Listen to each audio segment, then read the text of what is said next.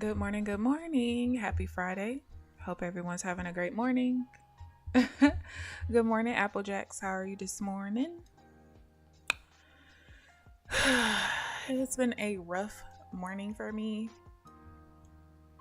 just from an emotional aspect, but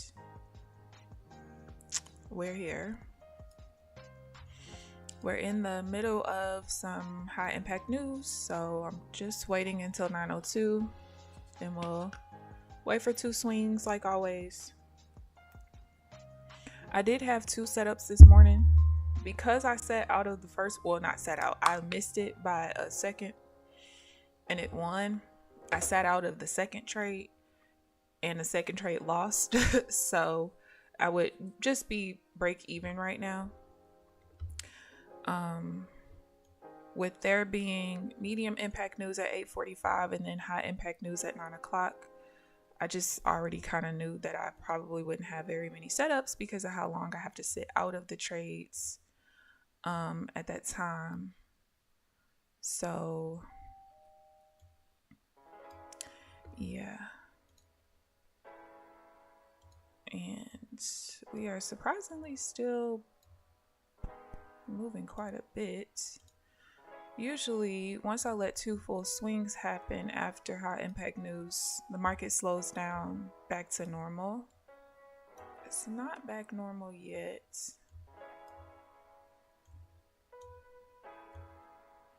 Now, in order for me to really be able to get some sales going, all right, now I can. Well, not yet. We kind of need to see.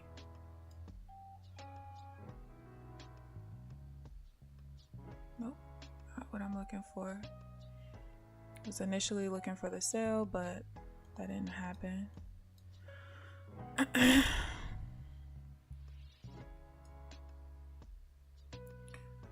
yeah, I'm kind of in my feelings about some stuff.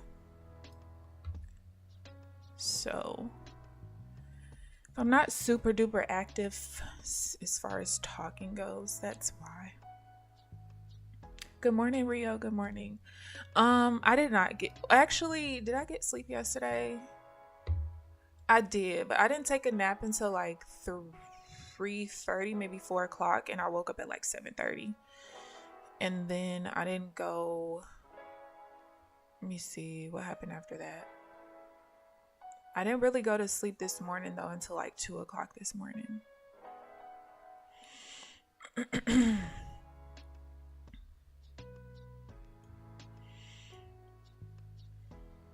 Who did it? Look, I already was almost crying yesterday. I don't want to cry on the stream. But yeah.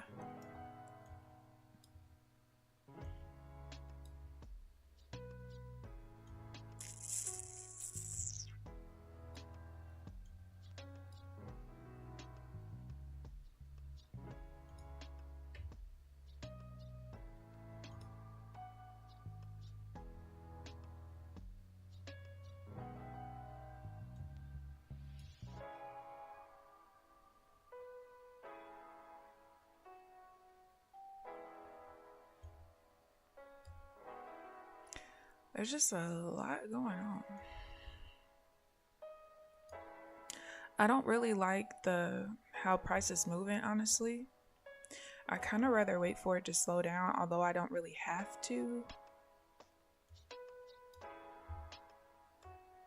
I mean, I can still see everything that's going on, but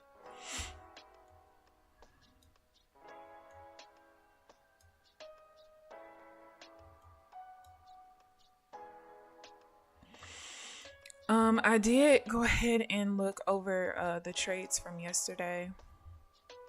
And just as I thought, there was a pattern that I was like, I guess you could say misunderstanding a little bit.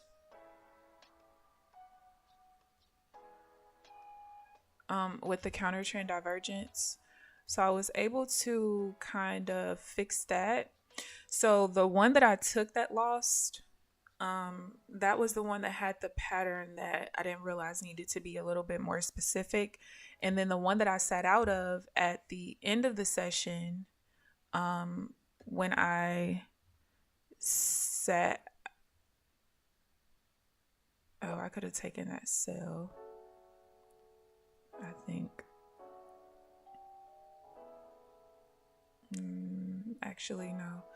But yeah, the one that I sat out of at the very, very end, that was the pattern that I was supposed to be trading. So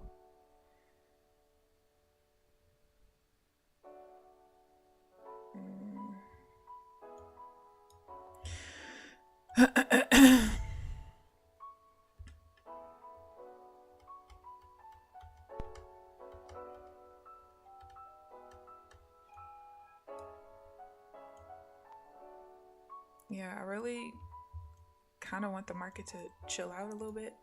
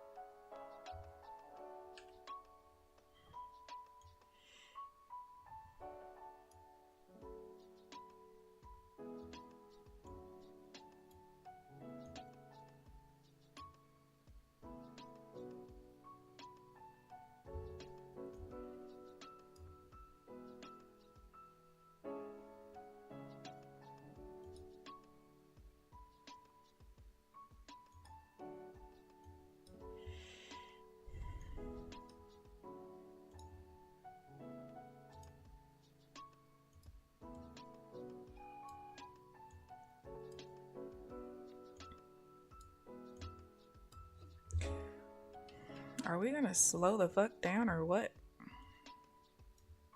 As much as I like high volatility, I don't like that we're still moving like this after the high impact news.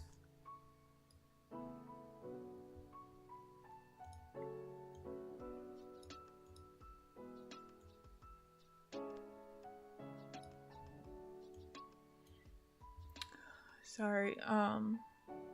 Good morning, Janelle. Good morning, Trenches. Good morning, Amelia. How are you guys doing? The site is shutting down next year and people are getting the fuck out of Dodge. I'm absolutely doing nothing at work. Ooh. Did they just tell you guys? You getting your face ripped off early, Janelle? Listen, I can understand why. We really shouldn't even be moving this fast anymore. I don't know if we just hit some huge wall of resistance or what. I only have like 5 days on my chart, on my time-based chart, so I can't really look and see. But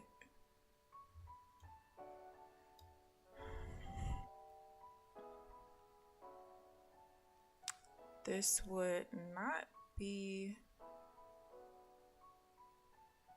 just not what I'm looking for. I mean, I'm having setups right, but I'm really sitting out because the way the market is moving is not, I wouldn't say it's not right, but like most of my setups are losses right now, which is not, I don't know. I am almost at the point where if there's a like 8:45 and 9 o'clock news, I might start trading at 9:30.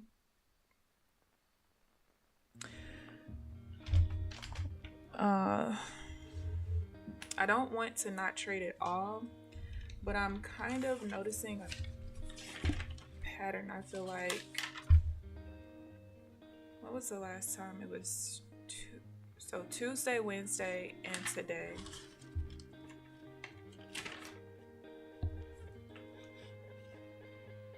Tuesday, most of my trades were after 9:30.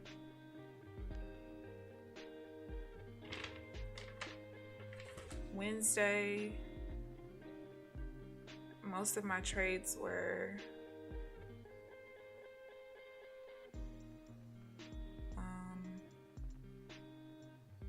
after like around 9:15, a little bit before 9:15. It's like when we have the high impact or medium impact news at 8:45 and then the high impact news at 9 o'clock. That combination, because I can't really trade much beforehand, you know, because I only have like a 13-minute time span to be able to trade before 9 o'clock. I just don't really like the price action that's immediately following, because it's almost like everybody's sitting out and waiting until both the news events happen, which causes the price action to be and the volume patterns to not be as consistent, because it's like all the orders reflood the market right after 9 o'clock. Because typically, you know, if you look at the order book before a high impact news event, no matter what time it is, you'll see that everything's just kind of pulled. So that's why after a news event, I wait a few minutes, and then after those few minutes pass, I wait for the two swings to happen first, and then I start trading. That's why I do that, because up until then, because all the orders are flooding back in, you're not going to see the consistent patterns you always see, like if there's no news. So I think I'm going to sit out. I'm going to let the market do what it does, and I'll restart at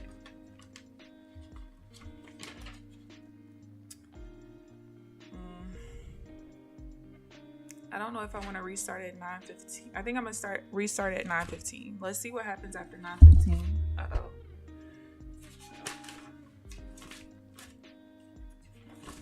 I'm going to go back to the previous week. I always write all the news events down. All right, so the same thing happened last Tuesday.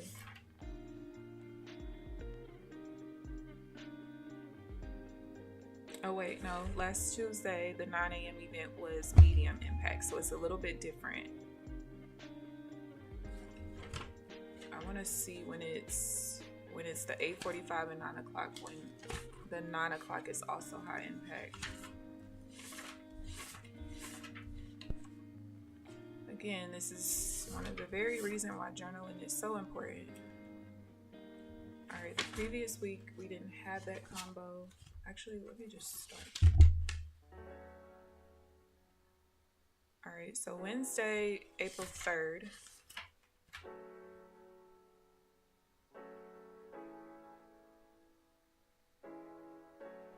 Wednesday, April 3rd, I could have waited till 9:15 as well, because the first trade was a break even. The second trade was a break even. It wasn't until after 9:15 that the pattern started to be normal.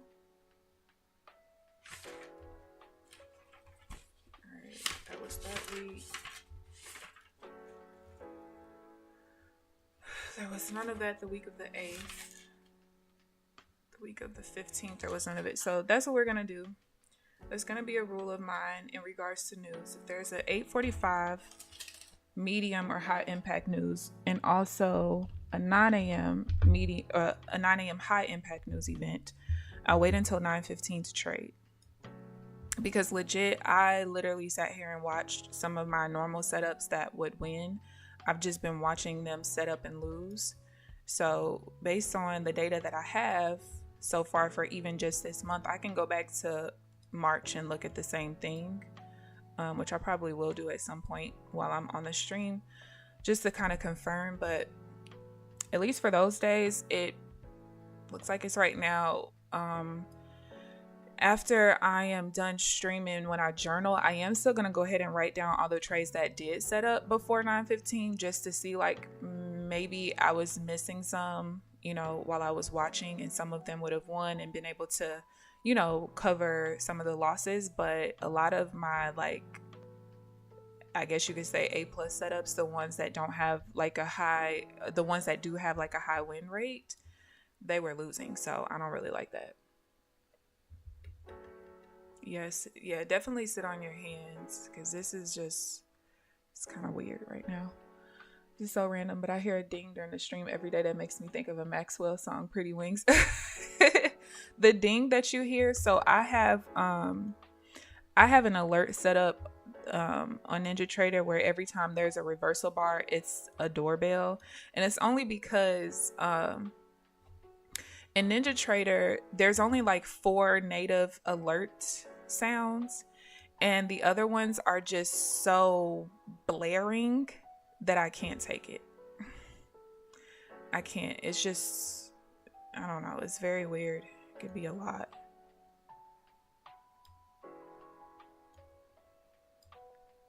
All right. I would have just had to break even on this trade.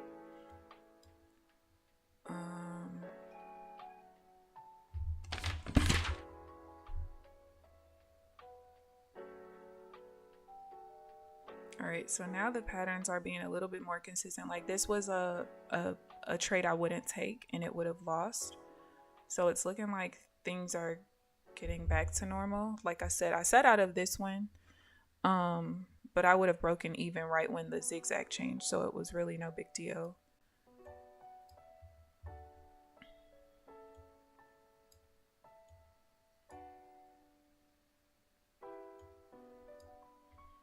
But I mean, the market's still kind of moving a little bit, but it's not, it just seems to be slowing down a little bit. So yeah, I think 9:15 is going to be a thing.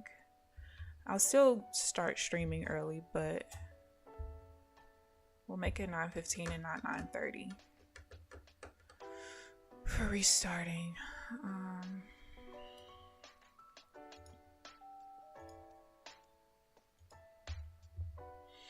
All right. Today is gonna be a hard day to trade. The gap up was twice a regular gap up. Oh goodness, I had no idea. Thanks for telling me. Isn't it one more news event at 9:30? I don't have it. That's what it is. I call it the short sound. I don't have another news event. The only one I see is the one at 7:15. But my indicator is based off of Forex Factory. Now, if you use like investing.com or something like that, maybe investing.com has one. Let's see.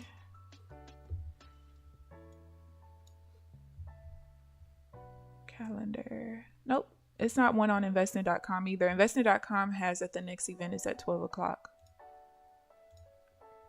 I used to use investing.com at one point because I did see people talking about how it's better than Forex Factory, but for me, and what I noticed is that for my strategy, at least, I need to go based off of whatever news events they have, and based off of like how they categorize it as far as low, medium, or high impact. Because some events, like on Forex Factory, will be low impact, but then investing.com will be high impact or even medium impact. And based on, how I sit out of the market beforehand and restart after, I always found that the market coincided more with Forex Factory. So, all right. Oh, I got water on my freaking, god dang it.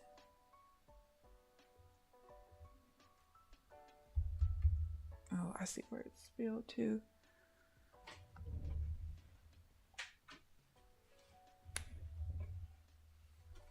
I didn't realize it spilled.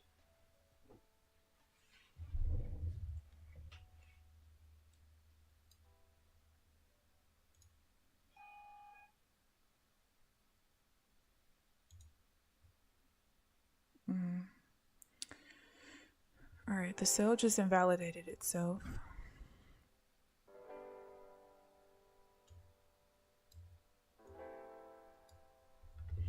How choppy does this look on a... Okay, yeah, it makes sense. There's like a squeeze there, a push through. Now we're kind of like back in the channel that started at 740. Or the consolidation zone. Alright,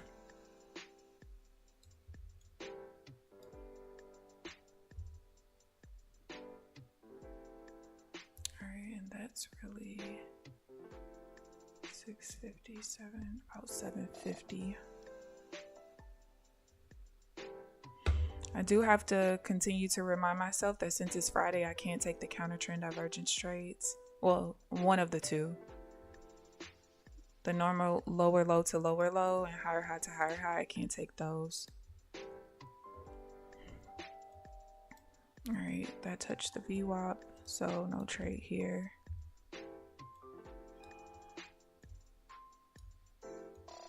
No divergence.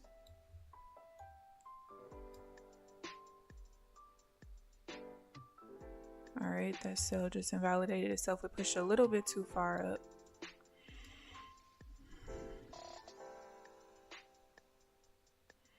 Now this divergence trade was a perfect setup volume wise and how it pushed off of the VWAP right there.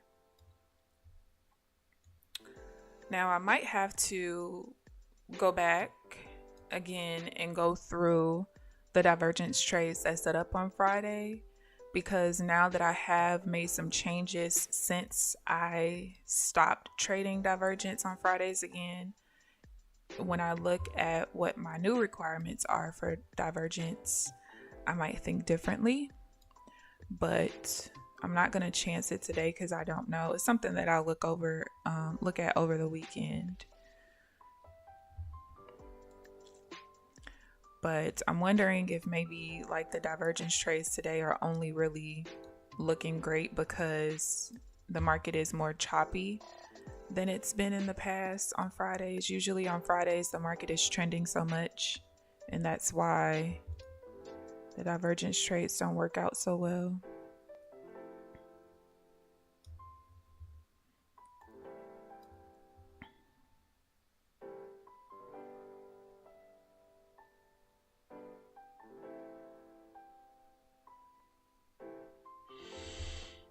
Good morning, Safety. How are you?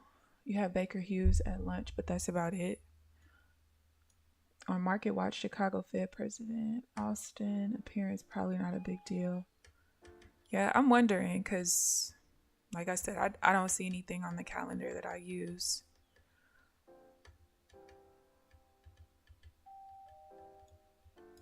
And you said it was at 10, right? No, you said 9:30. I guess I'll be a little careful around 9:30. Like if it was on my calendar, like if I was just in a trade right now, I would have closed it right at 9:23, restart until 9:29, and then sit out until 9:31. So I'll just be a little bit cautious just in case.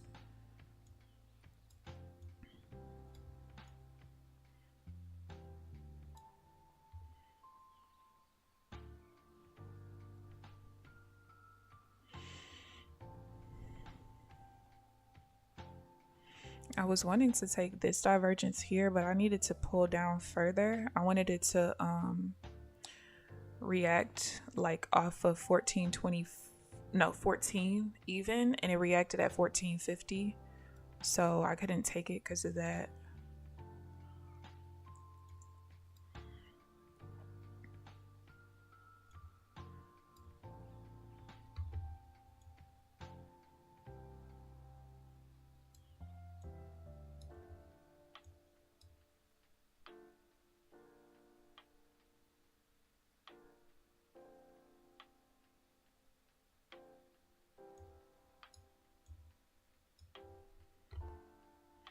Yeah, I could tell the market is definitely becoming normal again.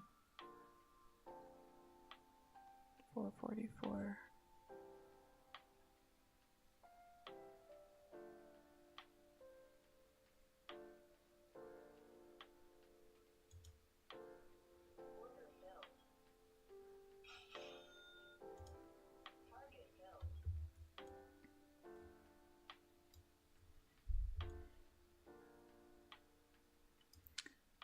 All right.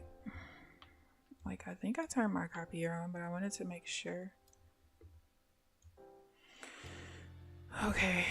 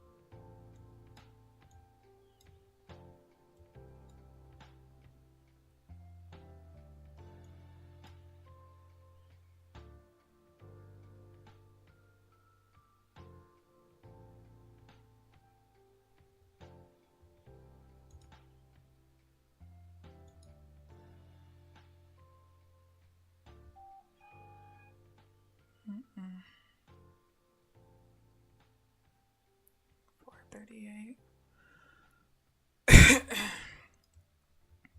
I needed that to stall there a little longer than it did.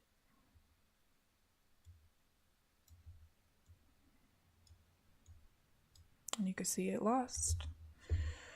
So, and that's one of the, that's like the alternate pullback where it started with the higher high, then transitioned to a lower low and a lower high. That's like a change of trend, basically. That particular setup is something that I just like made super like major adjustments to this week. So to see that the adjustment that I made, I was like on the right track with, that is nice. I actually don't think I've lost any trades this week with that particular setup after I made the adjustments. So that's good. You had a few tech issues, but it's all good. What issues did you have? I've been hearing people complaining about I think I saw somebody complaining about Quantower. Somebody had NinjaTrader issues the other day. I know Nutty even had NinjaTrader issues the other day. And I have been seeing people say some stuff about Rhythmic and Tradeovate over the last like day or two.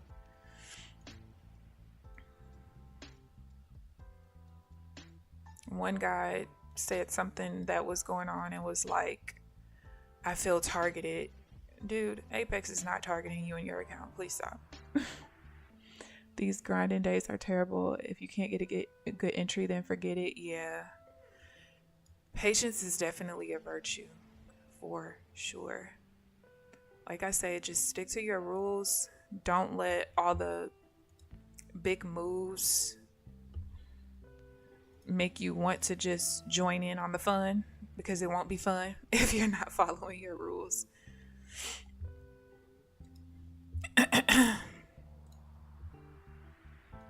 Like this just looks, what is that?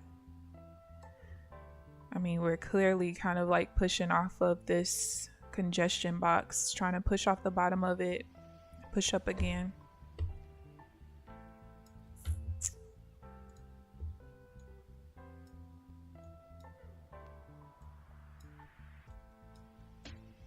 But the market is, like I said, moving normal again, so that's good. I mean, we are getting some huge swings again, it looks like, but just changed bias again.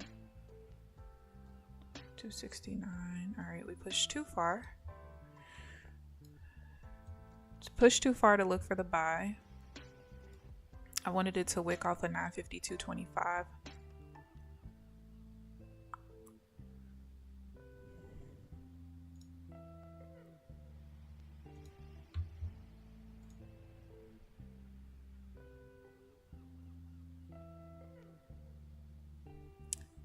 What is that? 62.25, 62. That just wicked off. It's almost the same exact high of the 740 candle.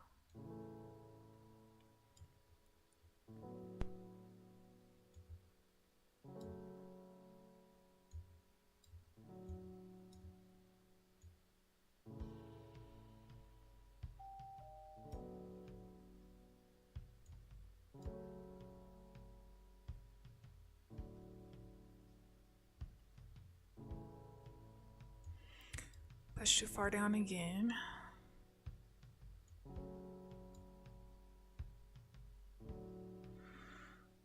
You saw yesterday. Okay, wait a minute.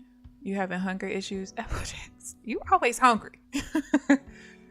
Yesterday my rhythmic did go down a few times. You saw that. I feel like it, you know what? I'm in and out of Discord so much. I mean, there's so many mods and senior mods now that I just, not to say that I don't want to continue being helpful, because I do, but sometimes when I see too many orange names, I just kind of don't say anything. And I just kind of sit on the side and just watch stuff. But I did see that one of the mods showed, I feel like it was yesterday morning, showed how like his rhythmic was disconnected, and it took like a couple of minutes before it said the data was back. And so I did see that other people were having that issue as well. But I I don't know. I think it just irritates me that people think that they're being targeted. Like, it's the same people who will swear up and down that the algos know what their strategy is and they just do things to go against them. Be quiet. Nobody cares about your 2 orders on the book. Anyway, like, of all the traders that they have out here, why do you think they're targeting you? I don't understand. But yeah, to be honest with you, if I had to choose, I would not want Rhythmic accounts. Just me personally. I don't think they do a good job of maintaining their sim servers. I mean, occasionally when Apex has issues, other props do as well. But there's a lot of times where the other props are not having issues, and I don't blame Apex for it. It's not their fault. They don't control the data. The fault is just on Rhythmic. If you can't handle the volume that Apex gives you, give it to someone who can. But that's just my 2 cents. I will tell you guys, if they ever had CQG accounts that were not Tradeovate, if they ever had CQG accounts, I will listen. I will be out of here. I will definitely get some CQG accounts and leave Rhythmic the hell alone. All right, we just pushed up too far. This is another pattern that I notice loses. So we're rotating off the top of the zone that's trying to change it to a downtrend, right? However, there's more volume in this swing right here than it is the previous downswing. And what I notice, there is the loss. What I notice is that I can take the trade when it's rotating like this only if this swing, the volume of this swing was less than the previous volume. Because essentially, and what my thought process is, is if we were truly going to try to push through this and create a downtrend, at least right now, and we could, but for my scalping strategy, I can't afford to lose that. But we shouldn't have pushed so hard off of this zone to where this little tiny swing has more volume than this swing that has more bars in it, if that makes sense. So that's kind of how, like, I make sense of, like, my strategy as I'm refining the rules of it. I always like to go back once I'm, like, pretty confident that, like, okay, this is the volume pattern I'm going to want to look for all the time. This is what has consistently won.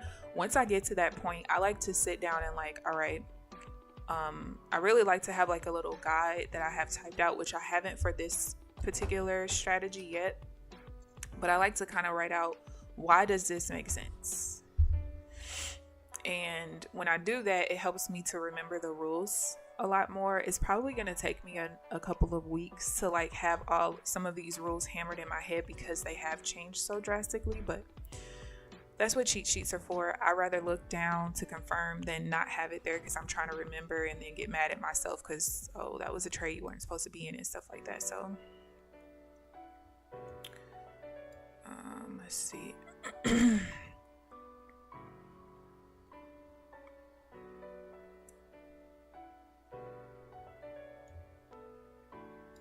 All right, so I could have taken it. I just missed this sale right here. Well, I wouldn't say I missed it, but I definitely sat out of it when I didn't have to. Same thing with this buy. I think just, like, seeing the market be so weird in the beginning of the session. But either way, that's 2 straight wins back to back very quickly that I could have, won. So, whatever. But I am glad that I just noticed the pattern with the 8:45 and 9 o'clock news so that I don't have to sit through losses for literally no reason other than the market being stupid and not acting like itself. But yeah, so this sell here was valid. I really just missed it by a second. Right when I was going to push the button, I just missed it. And then this happened pretty fast, but I could have pushed the button in time as well.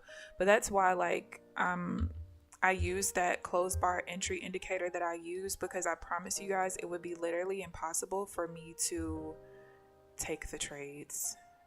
It would.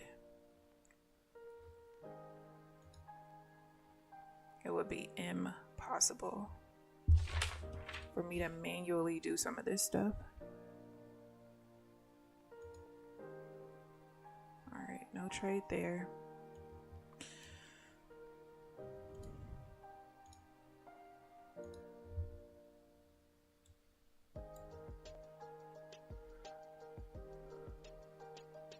It was Apex out to get me. The algo cares about your 3 contracts. JP Morgan really cares about your orders. I promise y'all. I just be sitting back like, do you hear yourself? I knew a trade of 8 shot was coming. You love your trade of 8. Listen, I don't like the platform. I don't. I think it's weird looking. But I think for me it's like, although I would prefer CQG data, because CQG data is what I've had for, or what I did have before I turned off the data, since I'm not trading my personal accounts. But for a long time, CQG data is what I used when I was trading my personal accounts with NinjaTrader. And I love CQG. When I first came over to Apex, like, that was one of the complaints me and my friend had, was like, yo, the problems that we have with Rhythmic, we never had those problems with CQG ever. But also, like I said, I just feel like Rhythmic might be great as far as their data handling for personal accounts, like live accounts, but I don't feel like their sim environment is great. But for me, it's like, I don't want to pay extra to get a Trade of 8 account to still trade it on NinjaTrader just to have CQG data. You know, like, that's just a waste of money to me. But yeah, I definitely prefer CQG data for sure. Your trading computer went completely black. No idea what's going on. Oh no. You know what, Amelia? It might be time for you to just hang it up, honey. It could be your graphics card. Make sure it's not overheated, which I just thought about. My fan is not plugged in on my computer.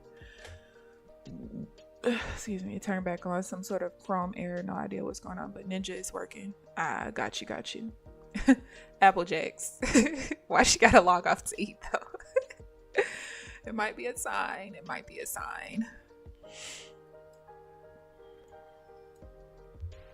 Y'all, I made me some beef ribs yesterday.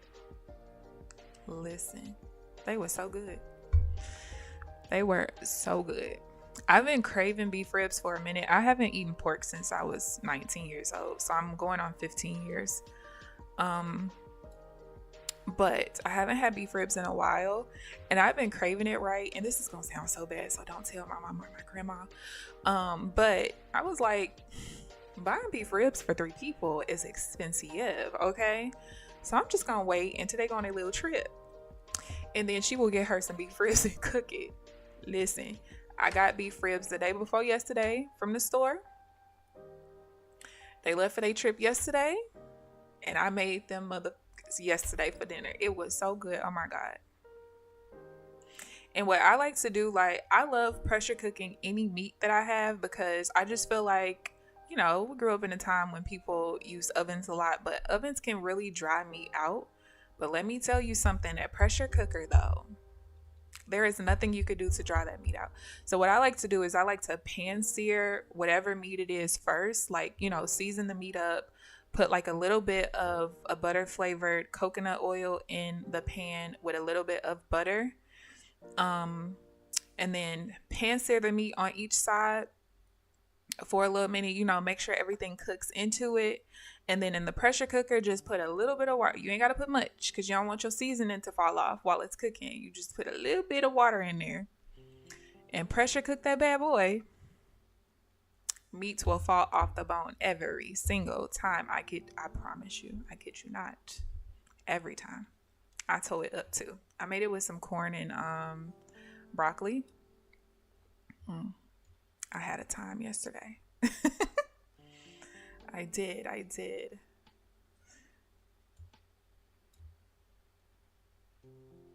Go Veggie? What you use Go Veggie for? I know that's a vegan brand, but what do you get from them? I don't really like a whole lot of vegan foods because I feel like they are still too processed to me. But you love your pressure cook. I'm telling you, look. Telling you. My grandma, when she first moved in, she was, still on her oven tip. She's older. She's never had a pressure cooker before, I don't think. But either way, she was cooking her roast in the oven and things like that. And one day I say, Granny, let me put you on to something, girl. And so I put her on to the pressure cooker. And the first time she made that roast in the pressure cooker instead, and she tasted it, she was like, hold on. I'm like, Granny, I tried to tell you, honey. I tried to tell you. So now whenever she cooks, the first thing she'll do, she'll be like, Amber, get my pressure cooker ready for me. She loves cooking in there now. Loves it. You could do so much with it. I mainly just cook meats in there, but I've had friends who like cook their seafood boils in there. They do all kind of stuff. But for me, I just cook whatever meat that I'm eating, which I don't really eat a whole lot of meat. I only eat beef and turkey products. I prefer turkey thighs. I don't really like the wings. If I do eat wings, I only like the flats. I don't like drums. Even when I ate chicken, I didn't like drums. I don't like turkey legs at all. Ew.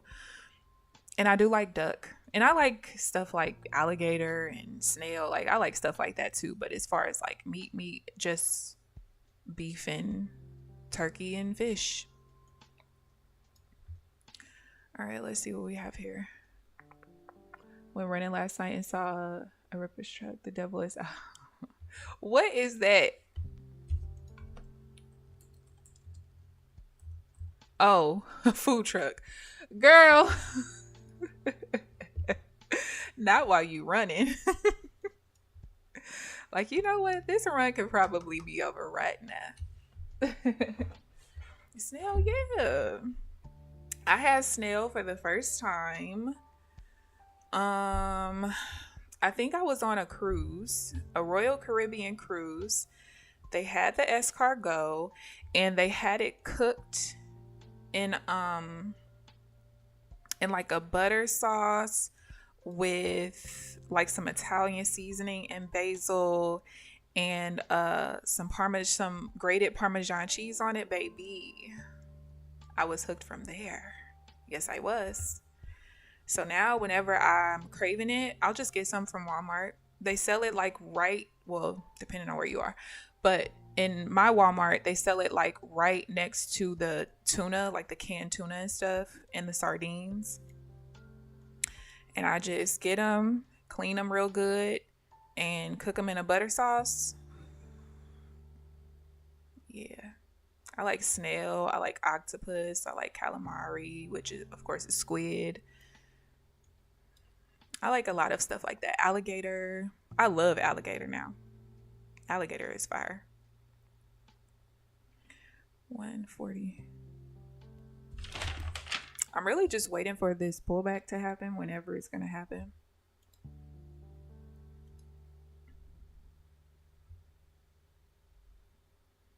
What does that say? 140. I envy anyone cooks. You burn water? Janelle, get your life together, honey.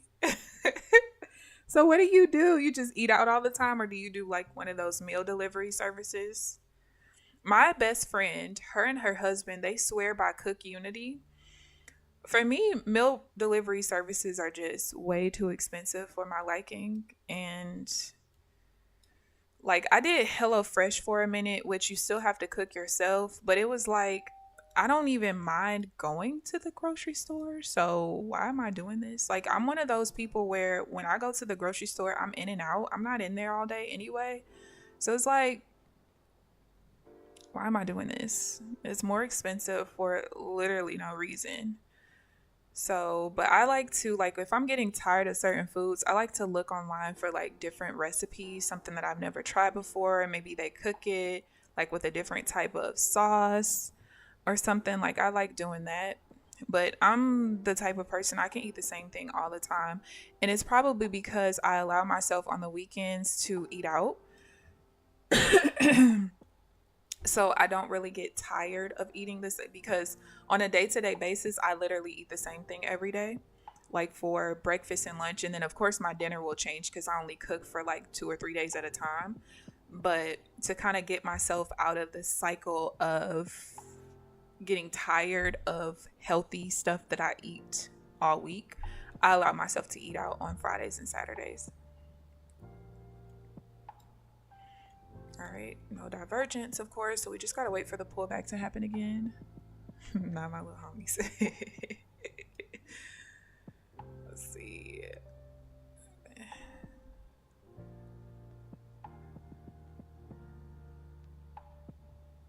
Oh, I almost took this buy, but I can't. This swing and this swing are of equal, I was about to say value. The volume of this swing down and the volume of that swing up are the exact same volume. Well, rounded off. So I can't take the trade.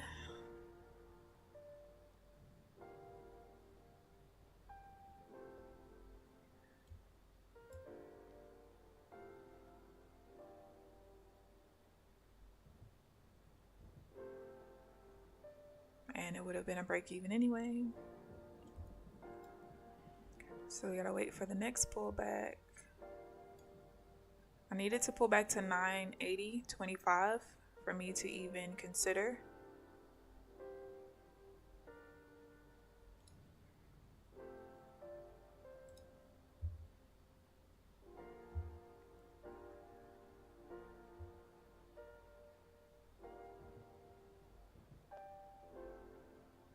Still didn't pull back enough. And now that it pulled back, we got a zigzag change. So we wait again. Take out prepackaged meals. Still looking for a husband who could cook for me. Yeah. Listen, I would love to be with a man who cooks. And like, I grew up in a traditional household, right?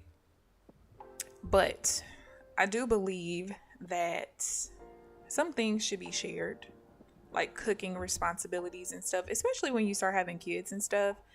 There is so much that's put on a woman in regards to responsibilities. Like, I was just talking to one of my close friends about that the other day, because there was people write anything to go viral, but there's basically a girl that said, like, if my man asks me to go 50-50, just know I'm screwing other guys. And he was like, well, if with that logic, a man who's paying everything should be able to screw other women, essentially. And I was like, look, first of all, she just said that to go viral. But we were just talking about, like, he doesn't have kids, and he was saying that, when he has kids, he wants to share the responsibility. He's not going to put everything on the woman. I'm like, that sounds cute and all. But the reality is, if you're with a woman who's a natural nurturer, it doesn't really matter what you try to do as far as helping with responsibilities of children. Those children are going to want their mother to do everything. Like, it reminds me, the second guy that I was engaged to, he had 2 small kids. And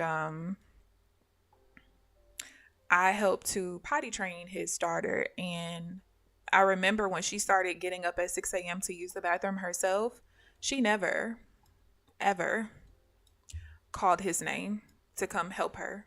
It was always Kiki, Kiki, always. But it just was what it was. And I was okay with it. But it was like, no matter what he did, she just wanted me to do stuff for her all the time. And I accepted that. That was cool for me. All right, that pushed down too far. I was hoping that it did.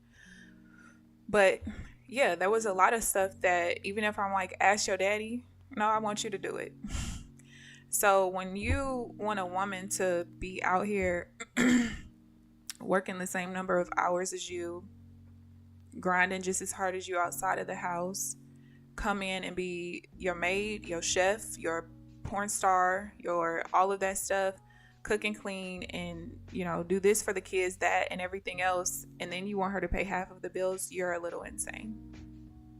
Because that was kind of like the situation I was in. I worked just as many hours, and I'm coming home and doing everything, and all you have to do is cut the grass every 2 weeks and take the trash out once a week. Hello, are we okay? Yeah, I'm out of here. I don't got time for that.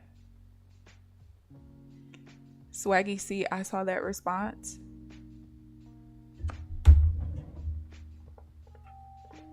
What Swaggy C say?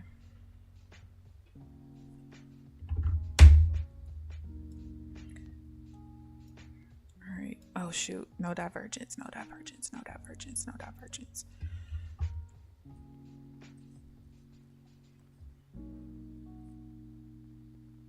I also saw a girl that said something about if she gotta pay 50-50, then another dude is paying her half. I was on the floor.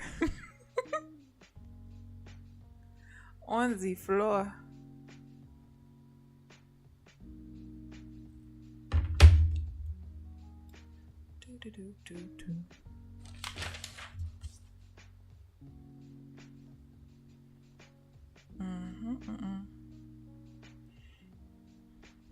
I did change up my regular pullbacks that don't come all the way back to the zone. I changed that up a little bit too, which this didn't pull back to the level I wanted it to, and that's why I didn't take the trade.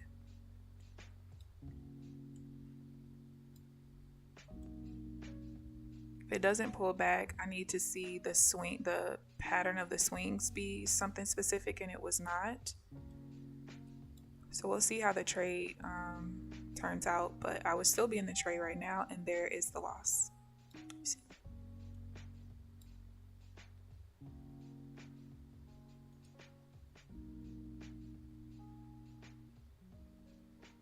$350, $432.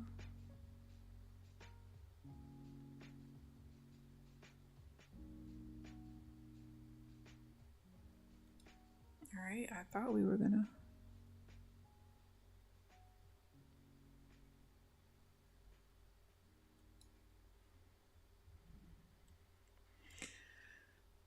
All right, so if we push down in this bar, I am gonna get into that trade.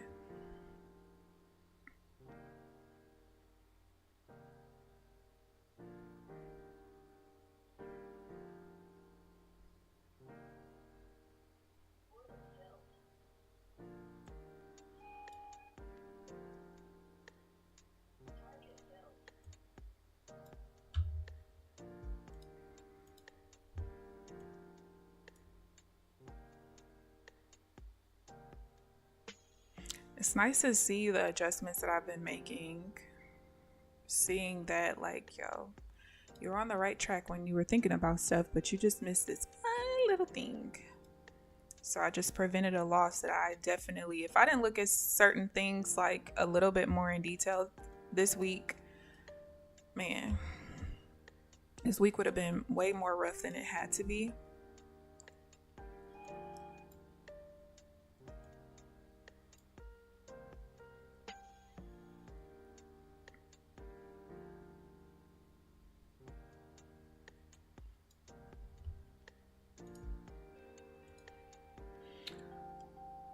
He says, so if a man pays 100% of the bills, what about gold? Forex live trading, I do not trade anything except the Nasdaq. I don't have the desire to look at anything else, unfortunately.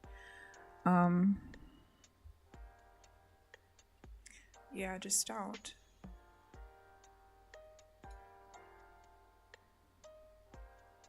Color change, no back. Less than 578. See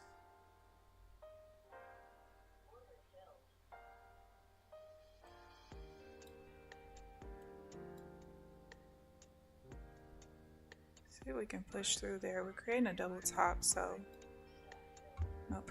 Oh shit, you know what? That was my stupid fault. Look at where we are. We're on the bottom of this zone. That loss is my fault. It's literally highlighted right in front of me. Where are you going? That's also something. I think I had lost a trade like that earlier this week. The trade was a different setup, but I definitely lost a trade like that earlier this week. Normally what I was doing was like I stopped really counting this zone after we like cleared it, and created structure below it. But I'm gonna start keeping it there and still considering it an active zone until literally the zone just paints differently.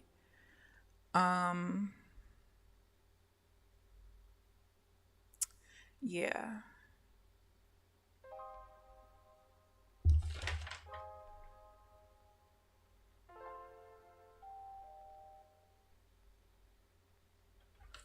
So that was my dumb fault.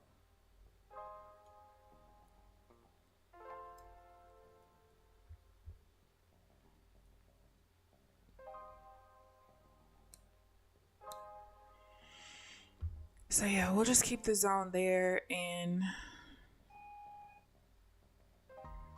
because literally that's really the only thing that, I mean, you think about it, if we change to a downtrend because we cleared that, I don't really want to take buys going back into it when it rotates over it like that. So yeah, I'll just keep that there and we'll do it that way. We are in 2024. Everybody should be pulling their weight in the home, including pets. What your pet got to do with it? What your pet got to do with it? I'm cracking up. I don't know. I'm going to be honest with you. I will tell any man that I'm with, I'm not giving you half of whatever the rent, mortgage. I'm not doing that. I've done it before, number one. I've also done where because I made significantly more money than the person I was with, I paid the majority, and I'm just not doing it. Because I feel like if the rent is $1,600 and I have to give you $800, I feel like I'm your roommate. Now, I'm not gonna let a man pay all of the bills. Like, you can give me the utilities. My money will be going towards groceries, saving up for vacations. Like, I'm not the type of woman. I don't care how much money my man has. You can't take care of me. Like, you're not my parent. That's not what I want. However, whether you were with me or not, you would be paying this rent or mortgage, and I didn't do anything except make the utilities go up a little bit. So I'll take the utilities from you, but I'm not giving you half of the rent or mortgage. I'm not doing it. I might as well just pay all of it myself. But that's just my thought process. Been there, done it, not doing it again. Ever. Ever, ever. Good morning, Bill. How are you? We can do that. Bill. But that's just my thought process. I mean, I get it, things cost a lot more than they did back in the day. Like, I get all of that. I do. I promise I do. But I feel like the less stress you put on a woman as far as like financial help, where she has to grind just as hard as you do in the streets, you're just not going to get the softer version of that woman. Again, a man would never be able to completely take care of me. I didn't even let my own parents do that. When I was old enough to make my own money, that was that. Like, I don't,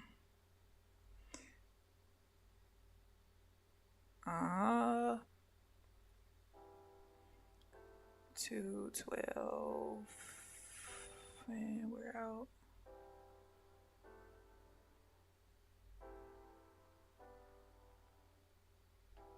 I can't believe I fucked up on that buy, but that's all right. But I know guys who took care of everything and were just doing it with the wrong woman, because some women, like, their money is their money and they not helping you with nothing. It's not like they at least try to, like, oh, you need a haircut here. Like, I know people who are like that, and I just tell them, you just were with the wrong woman, because the right woman will use her money on some of the dates and her money to pay for the bigger parts of trips and stuff, because on a daily and monthly basis, you take care of so much, But again, you just got to be with the right person. All right, we got an hour left. I'm low-key, high-key mad at myself for taking that buy with that big freaking zone just sitting there saying, don't take me. But that is something that the whole buy that I lost right there on that zone, that is something that I literally just started paying attention to this week. And it could be that, you know, because the markets are more choppy, I'm seeing it set up more. So that's probably why I wasn't paying as much attention. Because of course, when the markets are like trending, I don't really have those set up at all. So it's nothing to pay attention to, but it's all good.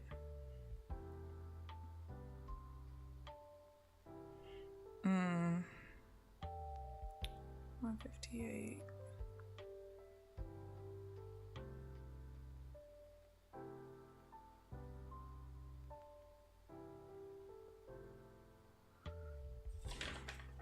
You know what I have noticed? I don't really get a whole lot of 1-bar pullbacks on this Renko setting at all. There's one setting up right now, but it's not really setting up how I want it to.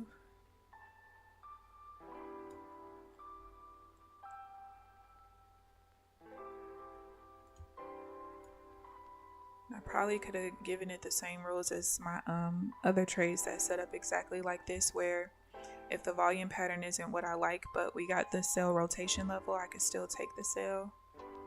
But because it doesn't set up often enough, I don't even care about trading 1-bar pullbacks anymore. They used to be my bread and butter. I used to love it, but not anymore.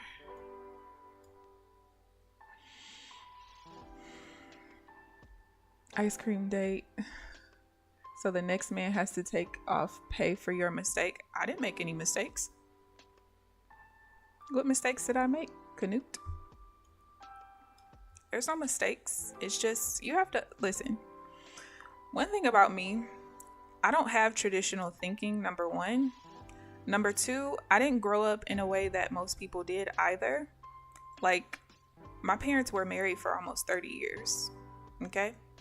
So I don't have like a shaded point of view because I grew up in a single parent household and no, I don't. I've experienced enough life to know what I want.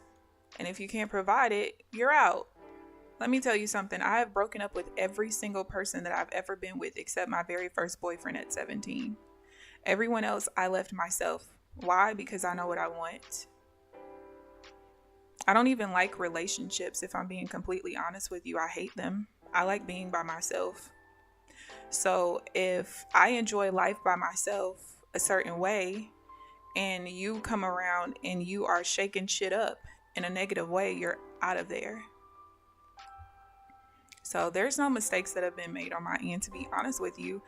I always preferred being with people that I didn't even want to be with forever because I never wanted to be married. I never wanted a long-term relationship. I never wanted any of that. So there's no mistakes. Nobody has to pay for anything, but when you know what you want, you know what you want. And for me, when you come to the table a certain way, you have the right to want certain things, right? If I'm coming to the table with this same thing that I'm asking for you to do, there should be no problem with that. Why would there be? It shouldn't be. Let's see, Janelle. A red flag for me are guys who have horrible spending habits or can't manage money at all. The relationship will not go further. And it should. That's exactly how it should be. Like, especially the more you age, like certain things that I was okay with when I was younger, I'm absolutely 1000% not okay with now because there's no time to waste at all. But I also choose to be single. I choose when I want to be in a relationship. I've been engaged twice, you guys. I was engaged twice before I was even 30 years old.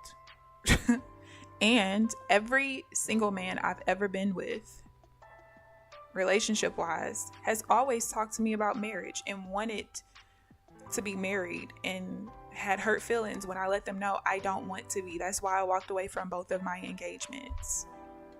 So I'm not the problem. Well, I am the problem because I just walk away. Once I see it's something that I can't deal with for the rest of my life, I'm out. That means that I'm forcing myself to compromise things that maybe hurt my feelings, things that like I just don't want to deal with, when I can just push you off to the side and go be with somebody who I don't have to deal with this with. It's that simple. You let a green trade go red? No. What's up with the negative 900? Where do you see a negative 900? Not huge red, but still red. Maybe we got enough time for you to get it back. Let's hope. Apple checks you want an ice cream tape. It is if you're going into your next relationship thinking about your last relationship. That's a problem. I don't go into my next relationship thinking about my last relationship. I'm not even a woman who hops from relationship to relationship. I spend years single before I get into my next relationship because, again, I don't even want to be in a relationship to begin with. But I don't take anything in. But you also learn from your experiences and know what you do and don't like, right? I mean, it's like with trading. If I can see that something consistently doesn't work out, it's something that I consistently don't like when I'm trading, why wouldn't I take the knowledge and experience that I've gained from that to better my trading? It's the same thing in relationships. I know I don't like this. It doesn't matter what face you put on the person. It doesn't matter what personality you put on the person. I know I don't like this. So regardless of if it came just from that relationship or whatever, if you experience that and you know you don't like it, why wouldn't you try to avoid it going into the next one? Why would you deal with it again? That don't make sense. You got to make sense around these parts. You would want. My cousin married a guy with $30K worth of debt. This was 15 years ago. You know, for me, I've been debt free for over almost 6 years. So I wouldn't want to be with somebody who has a whole bunch of debt either. I wouldn't marry them. Now, if you actively working towards getting rid of your debt, that's one thing. I can date you, but I'm not marrying somebody that's deep in debt when I don't have any. I'm not taking on your shit. You said no thank you to marriage 3 times. You know what? There are men out here who think that every woman's dream is just to be married. It doesn't matter what it looks like. That's just what they want. And no.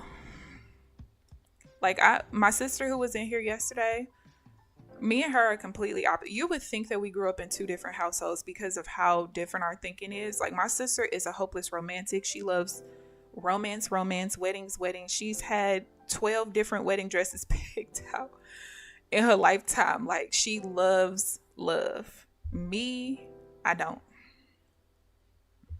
I just don't. Marriage is another skill set I'll never acquire. You will. Yes, you will. Let's see, 113.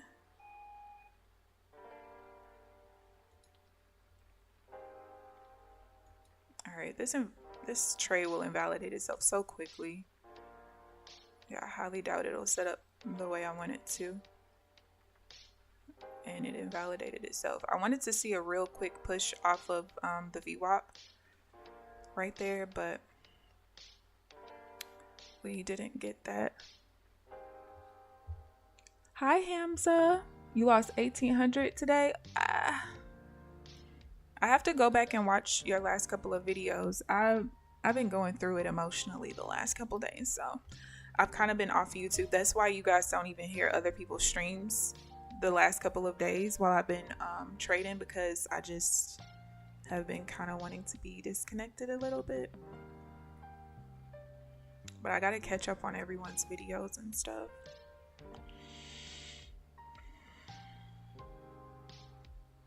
You guys, Hamza actually has a YouTube channel as well. You guys should check him out if you haven't already. And he's one of the senior mods in the official Apex Discord. He's very sweet. I love Hamza. One date, Bill. What's up with these egotistical a-holes who think women over 30 and not married are lonely? Exactly what you said, men and their egos. Let me read something that I saw a guy post the other day and I saved it. And I was like, ooh, I hope men listen to him. Hold on, girl. Hold on.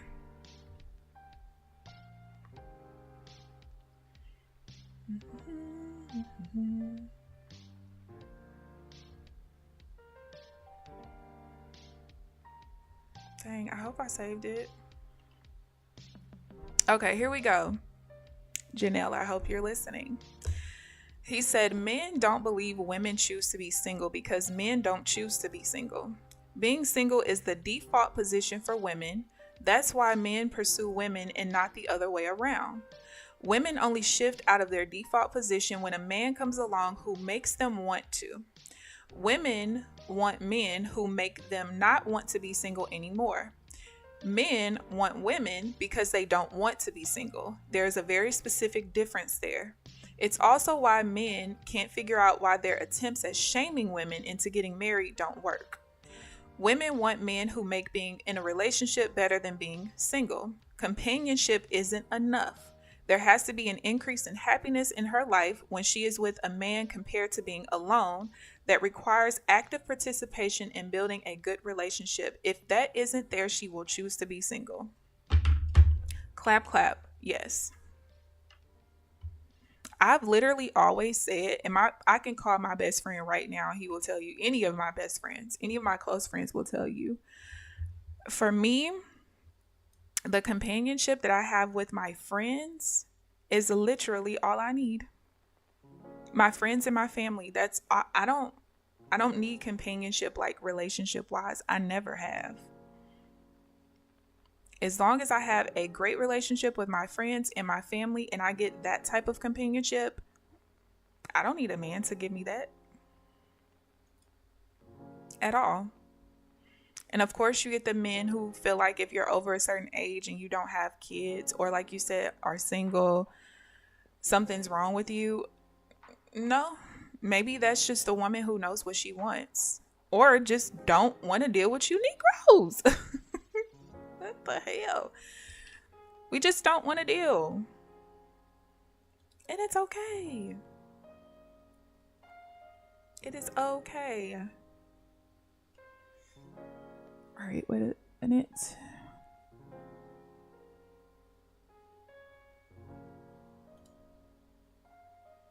$14.25. Trailing stop is 13. 310.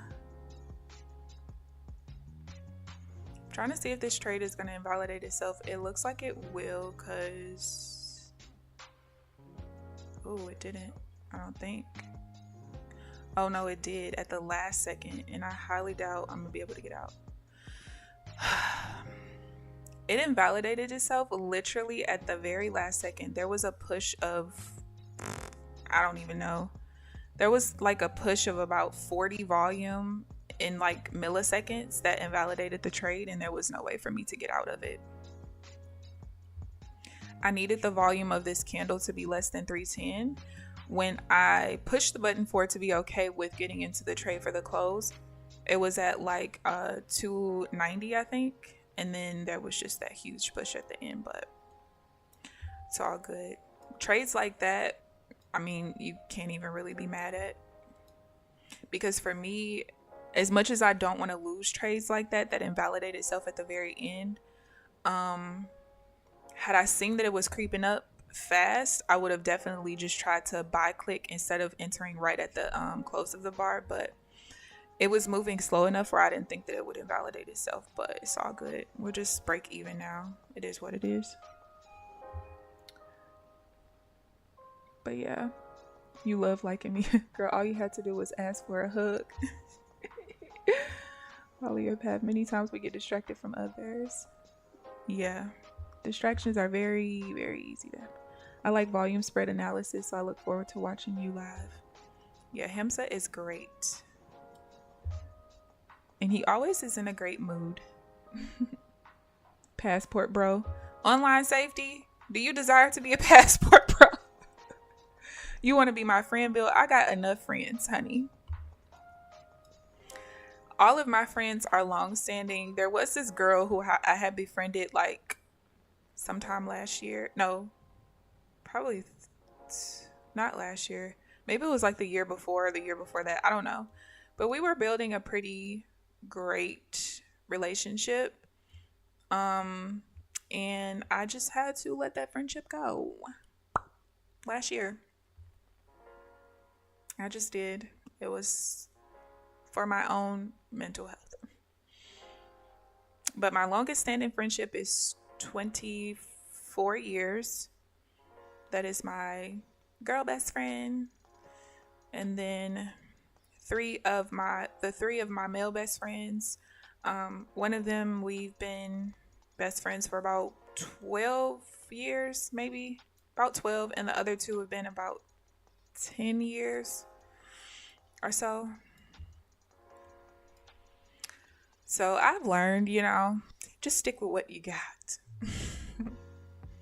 Stick with what you got. And it's so funny because when I was developing my friendship with the woman, my other female best friend was like so proud of me. She was like, "Oh my God, you're growing up." And I told her, I was like, "Yeah, I really love this relationship that I'm building." And once I deaded the friendship, I was like, "Look, best friend, I tried. I tried." And really, we did have a great relationship, but there was some overstepping of boundaries when it came to religion. And I don't do that. Do what you do. Keep it over there. If I respect you, you got to respect me. And there was a lack of respect that ended up happening. And I was like, yeah. Just for like months later, for her to completely change her religion. I was like, so you were overstepping boundaries for what exactly? So that was that. So now I just stick with my faux friends. I have other like really, really close friends too that I've been friends with for a long time. I wouldn't call them my best friends, but we have a great relationship though. Let's see. All right, we got 45 minutes left in the session. I hope we can get something else going, but who knows? You even travel alone. It's so much fun. I used to travel alone. Now I don't like to. I need me a travel buddy. I do. Execution is the only thing that matters, so you did great. Exactly, Hamza. Well, I didn't do great because I did sit out of 2 wins a little bit ago. So I shouldn't even be break even right now, but that's okay. It's just because with the adjustments I've made, I just be forgetting stuff sometimes, genuinely forgetting. Especially when the market was like moving kind of fast at the time, so. But overall, I'm basically break even for the week, so I can't really be mad at it. I'm down like maybe $40 per account. Well, not per account. On my 225Ks. The 50Ks I'm up, and that's only because on on Monday, I multiplied the contracts on that day because I was trying to see if I was going to purposely fail the accounts or not. Let you take her spot. How you gonna get rid of my friend of 24 years? She will smack fire out of you. You just did the same thing. Where could we get the explanation of your charts? Here. So I'm using, I don't have any content yet regarding Renko charts. I was just telling Emma that I was going to start making some content pretty soon. I'm just so focused on like refining the last bit of rules that I need to. But I'm using Renko charts. I don't use any time-based charts. Occasionally you will see me pull a 5-minute chart over to the side like this and just say, "Ooh, that's ugly." But I don't look at those charts. I only use the Renkos. I use the Ninja Renkos, Ninza. They're basically just Renkos with wicks because the traditional Renkos in NinjaTrader do not have wicks on them. And then you have other versions, like there's some O Renkos and some other stuff. I just personally prefer Ninja Renkos. It's free. It's what I've been using for a long time. The setting that I use is a 16-in-1 chart. Excuse me. which basically just means that the brick size is 16 ticks. And hold on a second. Hold up. 104.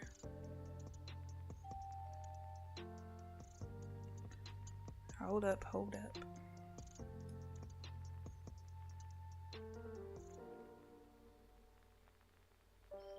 You know what? This chart, oh, you know what? That actually was a bad trade. The charts look weird. But anyway, my brick size is 16 ticks. So from open to close of every bar is 16 ticks. But Rinkos are just like Heikinashi, where the open, Heikinashi, the open and close are fake. On Rinkos, the open is fake, but the close is real. So because I'm on a 16 tick chart, from the highest point to the reversal bar, there has to be 32 ticks of a reversal to close the reversal bar. And then every tick in that direction closes another bar, basically. All right, so with this particular trade that I just lost, and I'll continue explaining my charts, but with this particular trade that I lost, I'm gonna tell you exactly why I did.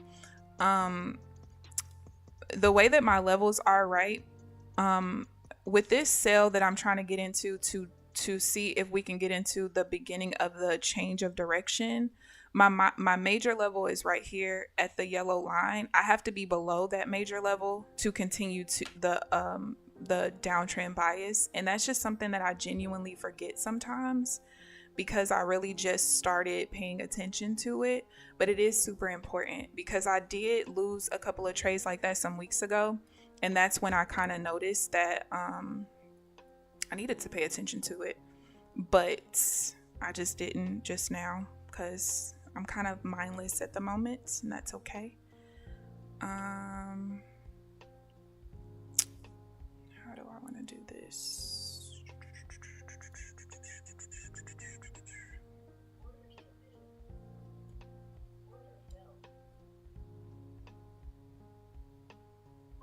All right.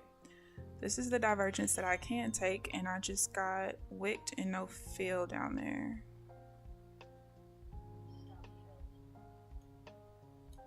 Where was my entry?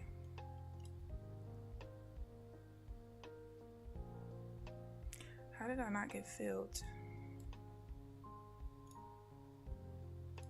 That's the divergence I can take on Fridays.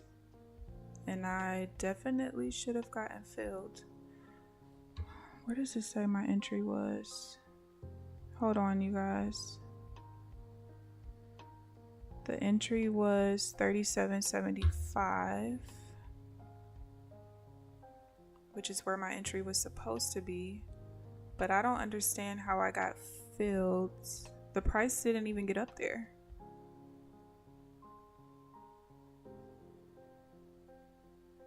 What? All right, I'm gonna show y'all. So this is what the inside of the bars look like, right? And let me make this a little bit bigger. I should have never gotten filled on the break even.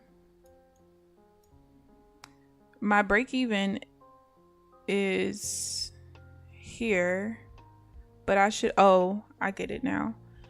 I just didn't get filled on the exit, which fucking sucks. Let me look how many. I gotta look to see what the volume was in that candle, but I definitely should have gotten filled. Let's see, what was the volume? 111. Previous one was 3. Whatever. That should have been a full win. That would have put me back to break even, but you know, whatever. But anyway, okay, so as far as the lines and stuff, Canute, that you see on the charts, I basically just use a whole bunch of different support and resistance levels, I guess you could say. So the squiggly lines that are multicolored is the VWAP. So you got the middle VWAP level there, which is white, and then you got the blue line, and any level that you see that like is squiggly is the VWAP, order flow VWAP.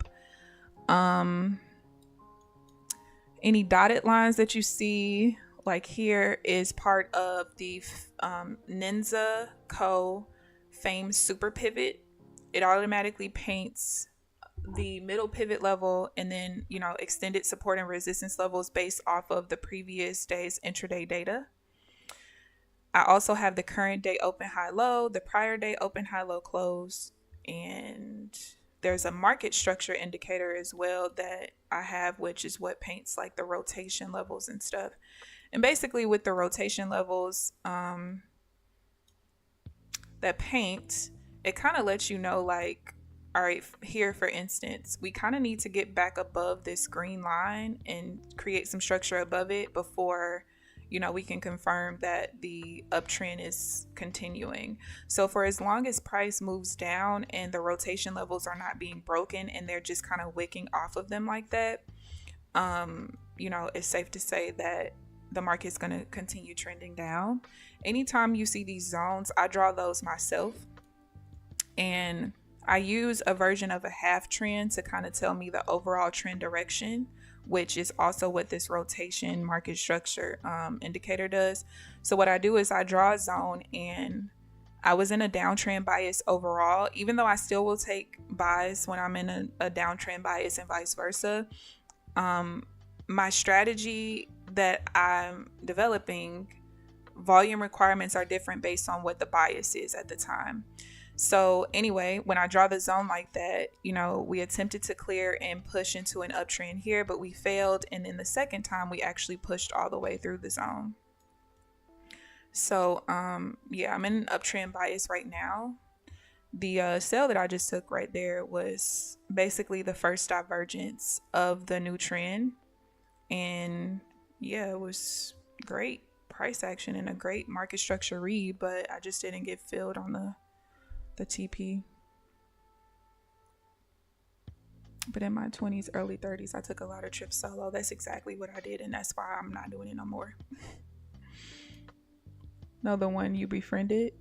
You want to take her spot? Nah, Bill. Once her spot was gone, it was gone forever. It's about to be a good time. Y'all have a good weekend. Food. Oh my goodness.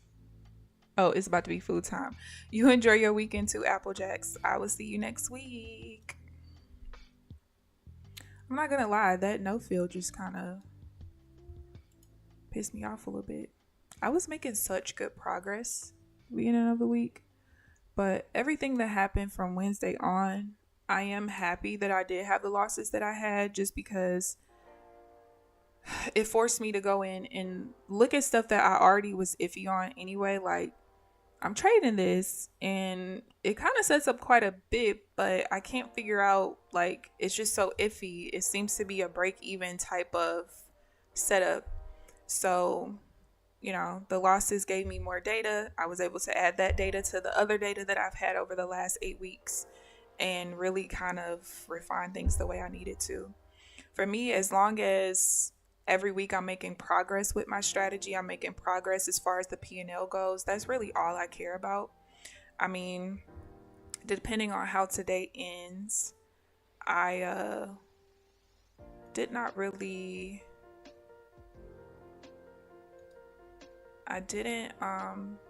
actually ended up last week up a little bit on one account and down just a tad on the other accounts. So depending on how today ends, we might be going backwards just a little bit.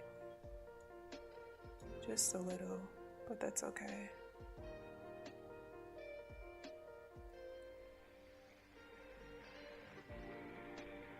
That's not gonna hold, I don't think. Nope. It's not gonna hold. And please don't wick me out to the tick. I'd rather lose trades where the reversal bar just paints. Like, don't wick me out to the tick and then go where I want to go. That's annoying as hell. Whoa. All right, flatten everything, because why are my orders not getting filled?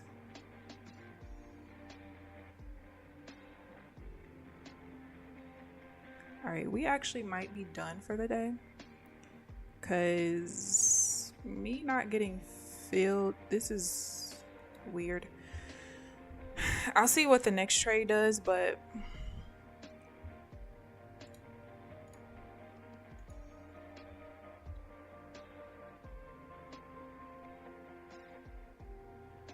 So on that trade, my leader got filled for the stop loss, but the followers did not. The followers got a break even out of it, which is fine, but considering that happened right after not getting filled on the take profit,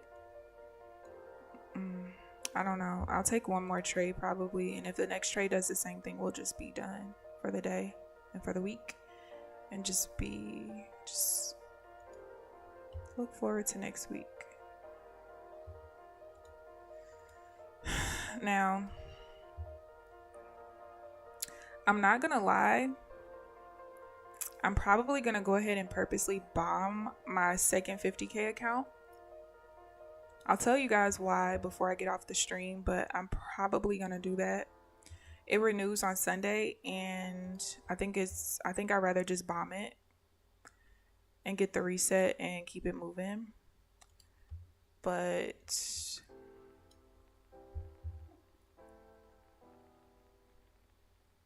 yeah, we'll see. Bye, my new friend. Have a blessed weekend. Price action is trash right now. Yeah. Only thing I'm mad at myself, like I tell y'all all the time, the only thing I'm ever mad at with myself is not taking every trade. So me sitting out of those 2 wins earlier really effed up my P&L today. But I am glad that I did notice the whole thing of not starting until 9:15 when we have those 8:45 and 9 a.m. high impact news events. Because I definitely saw the market be more normal after 9:15. So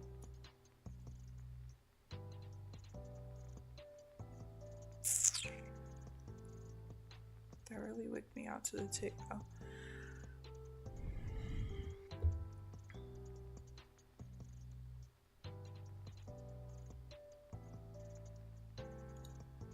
My entry must have been different. Oh wow. So on the last trade, my entry was at 951 on the leader, but the followers were at 5025. So I mean, it was good slippage where I got a better entry on those, but I don't like that personally. I mean, this trade should have been a loss no matter what, because it did come more than one tick beyond the or it went beyond the open of the entry bar, but it didn't come far enough down into the bar for me to just want to break even. Because if it comes like halfway, if my entry is halfway in the bar, I automatically will break even, because that just means that it's too much volatility going the opposite way. But that particular setup is one that has one of the highest win-loss ratios for me, so it is what it is. But yeah, so I thought something was gonna set up, but yeah, so I think I am gonna go ahead and bomb my second 50K account, and the reason why is because, and this is exactly why I wanted to do the same thing on Monday for the first 50K account, or whatever day that was, Tuesday. So Monday I multiplied my contracts by 5 on my first 50K account and by 2 on the second 50K account. My thought process was, let's either see if we can, pass it before the renewal on Wednesday or fail it by Wednesday, right? Now, based on how Monday, Tuesday, and Wednesday went, it wasn't going to fail, but it also wasn't going to pass either. So, let me see, 5:30. Oh, wait. Almost looked at that wrong. And one of the reasons why I prefer to purposely fail the account is so that, the account can sit out for a week and then I can bring it back and have 3 weeks to trade it. And I talked about how, like, the last time I multiplied my contracts and ended up getting the account back to over the, initial balance, and my trail-in drawdown got, back to the initial balance, I ended up failing the account at some point and had to basically wait an extended period of time for the renewal and then for me to be able to start trading the accounts again, because I give myself 3 weeks to pass or fail the account. So because of where I got the account to on Monday, you know, halfway through the session, I was like, all right, well, we'll just,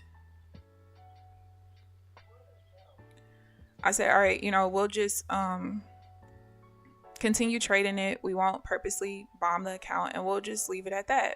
Cool. Well, now I'm in a position where, did I trade this wrong? No.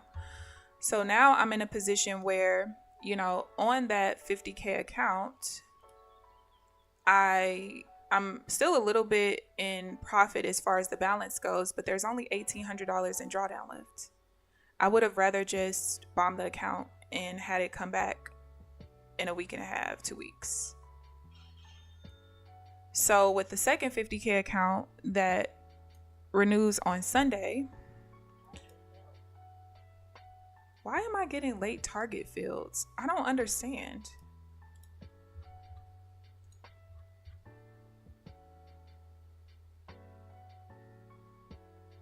All right, so one of the accounts took like an extra 7 seconds to take profit. But anyway, so the second 50K account renews on Sunday. I'm $169 in profit, but I'm missing like $500 in drawdown. So the question is, do I just go ahead and purposely bomb the account or not? I don't know. 352. I really don't know what I want to do.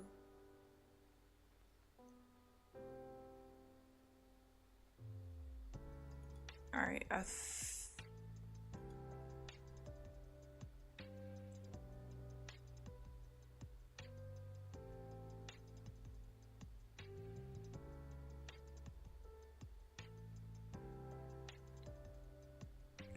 trying to see if I want to get into this buy or not. 52.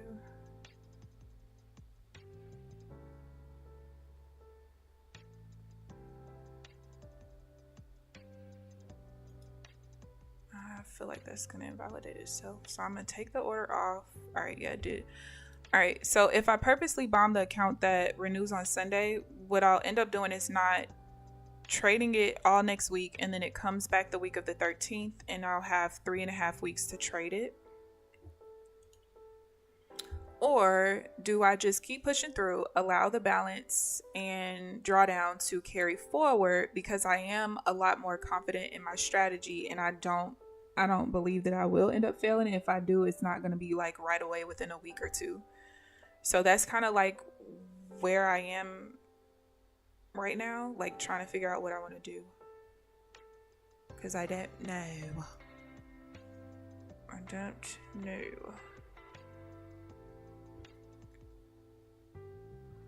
All right, requested 6K payout today, picking up a few more. Oh, Janelle, congratulations. That is a milestone. Listen, I don't care if you just withdraw 2K on one account. Like, that is great. People really just don't, some people I feel like don't appreciate the power of props for real. Like, 6K is great money, especially in trading. That is great money. Congratulations. It's your first payout with Apex? Oh, girl, you are on a roll. I need you to celebrate this weekend. Do something. Do something to celebrate. Because I'm going to tell you right now, when I get my first payout, we're going to have a virtual online party, okay? We are going to party it up. Go live, have a little fun. Oh, freaking 1 bar pullbacks. It will not be the death of me. I'm break even, right?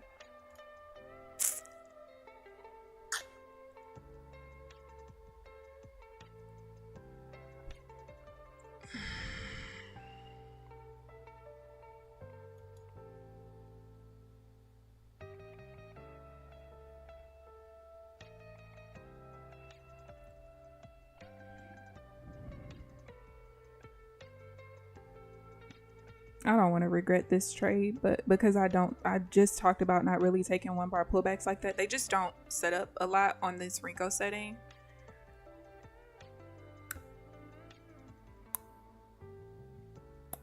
We got 15 minutes, 20 minutes left.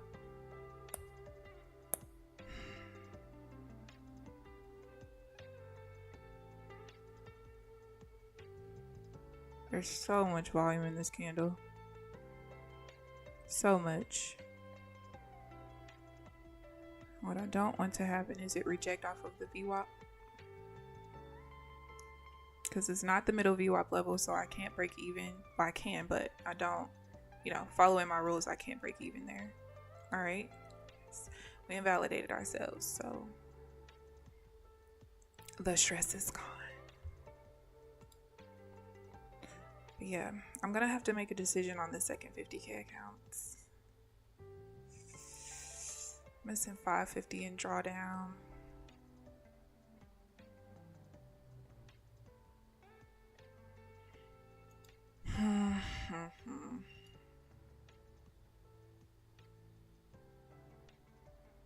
Really just don't know. I don't think you should blow the account. Give it a shot. Surprise yourself. You turning up. Janelle, yes, turn up and make sure you tell us Monday morning everything that you did. Everything. No, I am happy for you. And this is the first of many, many more to come. Janelle, I might take your advice and not fail it. Because, I mean, thinking about what my whole purpose was for purposely failing the accounts, that's not, I mean, I'm down a little bit today. Wednesday, Thursday, and Friday this week were all red days, but overall for the week, even when I look at my 25K accounts, if I don't even count the 50Ks of me multiplying the contracts, I legit am only down $40, $45, whatever. So it's like, I wanted to purposely fail when, all right, I carry this balance forward and I fail the account within a week. I don't see that happening. So I might just go ahead and keep it. That seems to be what makes the most sense. I just know if I do fail it at some point before the next renewal comes, I'm going to be mad like, you should have just failed it. But I think we'll just carry the balance forward. I don't even really feel like going through the headache of attempting to fail it, if I'm being honest. So yeah, we'll just carry it forward and keep it moving. I know I feel like account 18 renews next Thursday though. Yeah. So account 18 renews next Thursday. And it's $1,300 away from being funded. So we'll see. Honestly, the whole reason for me even having 50K accounts is because, you know, in the process of me developing the strategy, I was just failing. I was blowing the 25Ks too fast. So I added the 50Ks in there. Well, the second 50K. So my account 17 is a 50K account. So, and that's the lowest number that I have. We got 17, 18, 19 I had canceled because I didn't like the renewal. I told you guys, like, I had my renewals are 1 week apart from each other. So I didn't like where the renewal sat. So I canceled 19. And then 20 is the one that I passed on accident. That's already a PA. And then we got 21 and 22. So with the 25Ks, I probably will just always go ahead and fail it.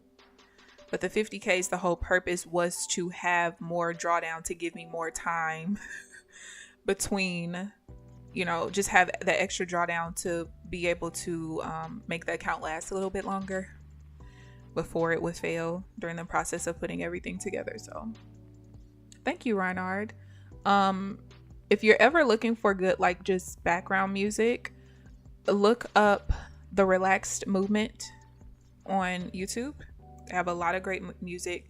This one is I always forget the name of it. Sorry, hold on, let me go see. It is the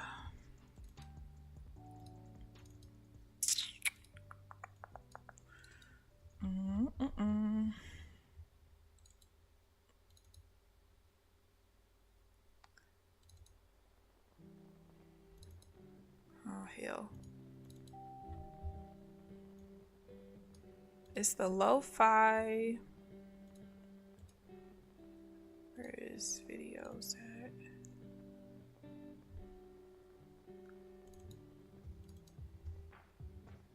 Damn, I legit can't find it. It's a lo-fi something. I've mentioned it before. Let me see if I can sort by type, group by date.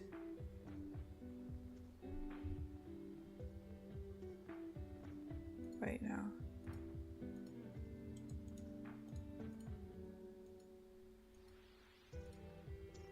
Group by type.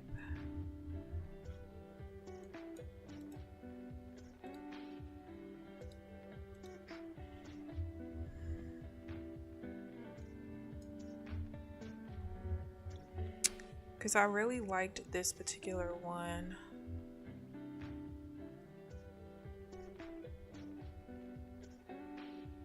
Damn, I really can't find. Oh, it's called the. Hold on.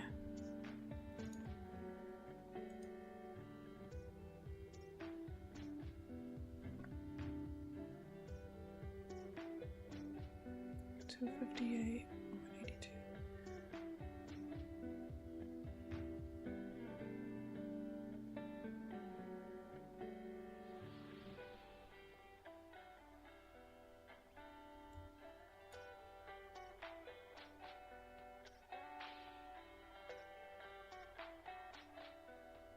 Hold please. I'm trying to see if I'm going to end up getting into this trade. Nope, it went too fast. All right, so it is called 3 a.m. Neon Light Vibes. 3 a.m. Neon Light Vibes. I know there's like, it's like hip hop and something else in the name.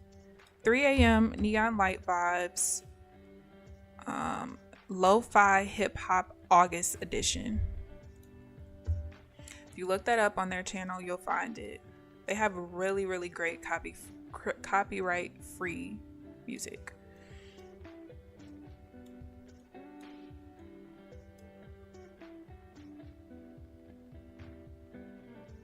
I'm really wanting to watch this trade because I have noticed that most of the time a trade will still work out for my regular pullbacks if there's like a stair step in the volume in the swings, right? But I feel like when my minor trend changes, that's still like most important as far as the volume requirements that I look for in the trade. So I want to see how this one works out. That's really why I sat out of it. I could have chanced it, but why when I'm break even right now?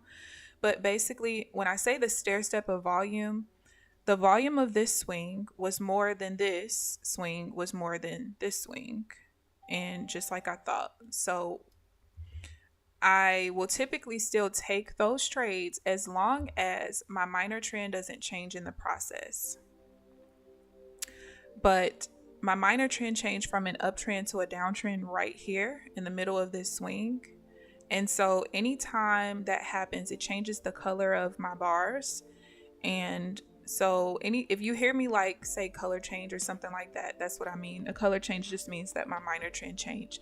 So that like takes precedence. So one of the things that I've noticed, and I feel like I really just noticed this week or maybe the middle of last week, is that there are certain patterns that are more important than others. So something else can set up perfect, like what I said, you know, there was a stair stepping of volume. However, because the color change happened or the minor trend change happened, that takes precedence over anything. So, and I believe that I realized that, I feel like it was last week because I remember there was a trade that I took. You guys know I love taking trades like if there's a buy and we're rotating over the buy rotation level. I love taking those. So what happened was last week there was a trade that was like that, where there was a color change, but we also rotated over the rotation level. And so my thought process was, I always take trades over the rotation level. Cool, like we should be fine. But the color change is what made the trade invalid and the trade lost. So at that point I sat down and I was like, okay, so let's put this in order of priority. If this particular thing sets up on the chart, that is more important than anything else. So if the volume does not correlate with what you're looking for with that particular part of the setup, don't take the trade.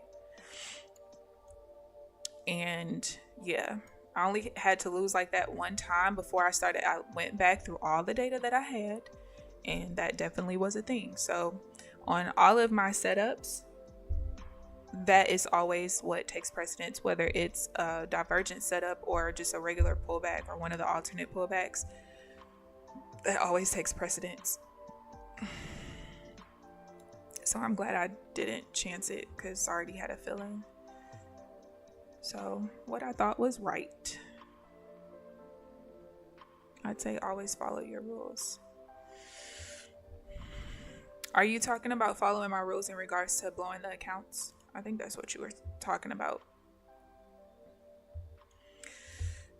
I don't know. The only reason I'm thinking like Janelle said and not failing them is because I had a reason to do it. And right now I don't really have a reason to do it. So I don't know. I don't know.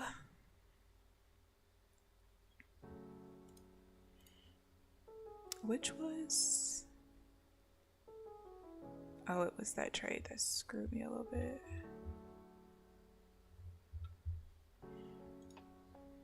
Alright, I do want to look at next week's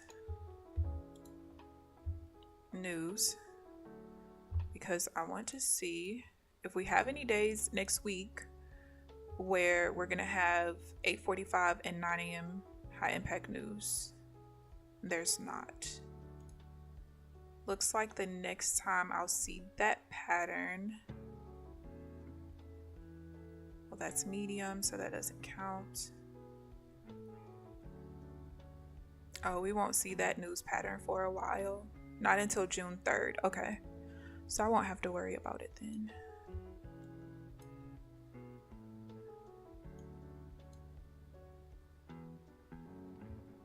All right, we got 6 minutes left. Let's see what happens. If anything does set up, as much as I would like to protect my capital, I don't trade that way, so I can't do that. I just don't.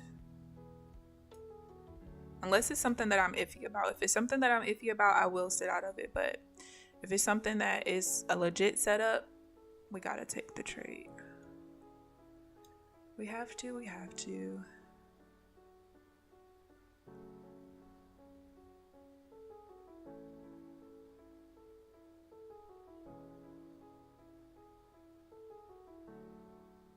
I could potentially be looking for this divergence trade. However, whatever the entry bar is going to end up being, it's going to have to stall there for a bit. And actually, I can't have it close on this VWAP this way. So we're going to have to clear, the entry will have to clear the VWAP. I cannot take this divergence on a, if the VWAP goes through the body of the entry candle. The volume still isn't what I'm looking for anyway.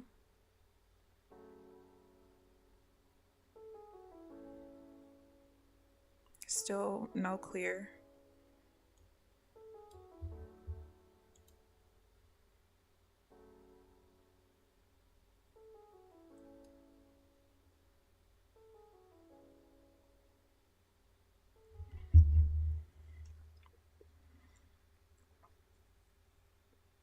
Good morning, David. How are you this morning?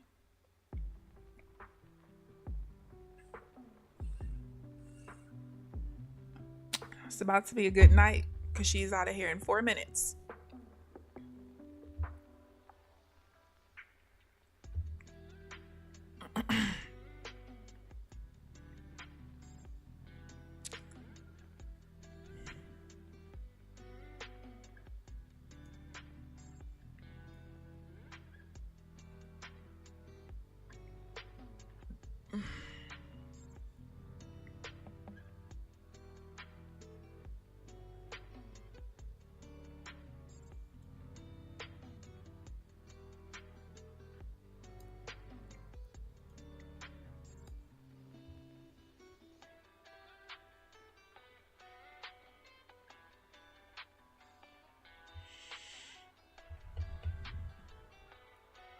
We're definitely trying to push down.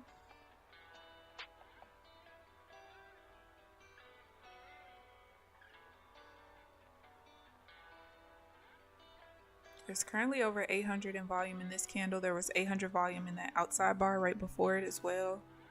So it's trying.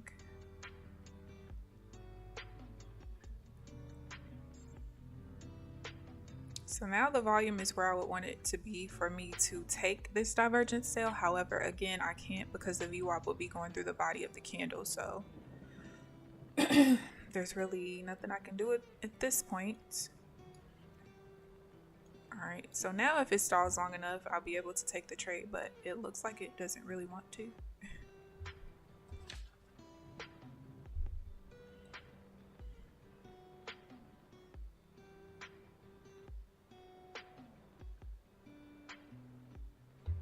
We got like 2.5 minutes left, 2 minutes left.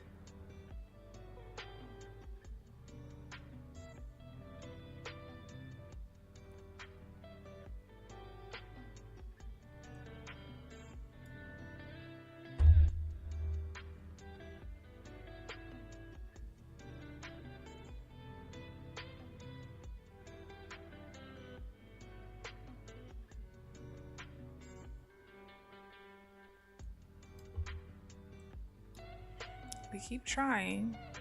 This outside bar right here literally touched the level to close the bar, but it needed to go one more tick in that direction to actually close.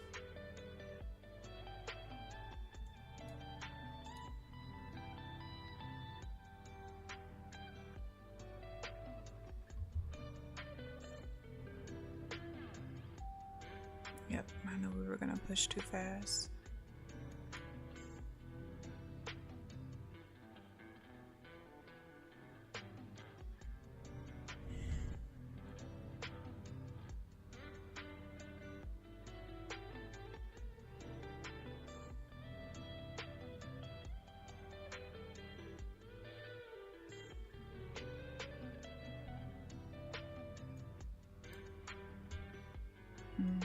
Push too far.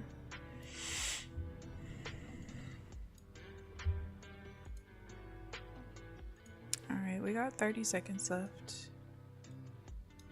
But if we reverse here for like a reversal up and then push back down, I can't take the sell because we'd be rotating over this yellow line that I got drawn. So, and there's only 15 seconds left. So let me get a screenshot of the accounts for you guys.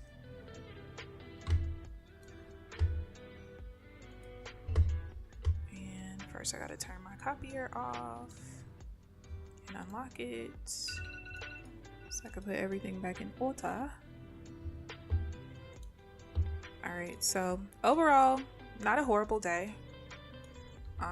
Definitely a lesson learned today with the news pattern. If there is 8:45 medium or high impact news plus high impact news at 9 a.m., I cannot start trading until 9:15. I went through the last month worth of days when that happens, and it's very clear that all the trades that happen before 9:15 is just all over the place. It's either break evens or losses, which is the same thing that happened today. I just so happened to sit out of the trades.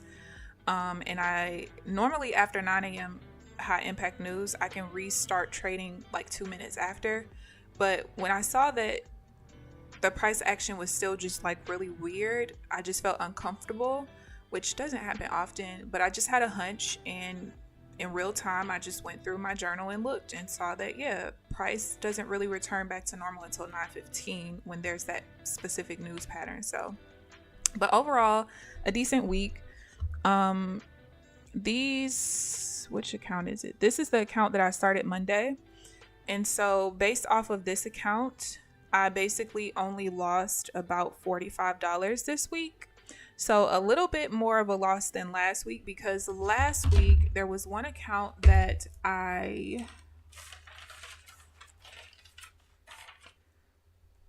this one, no, that's this week.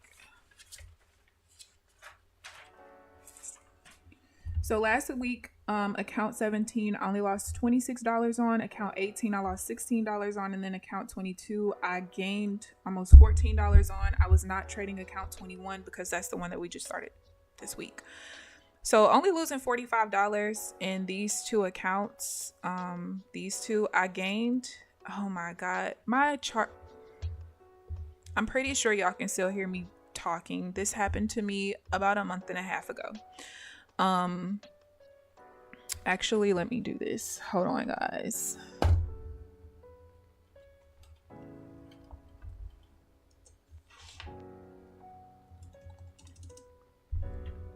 Am I back? I am. I don't know why this happens. It only happens when I start drawing on the freaking picture. But anyway,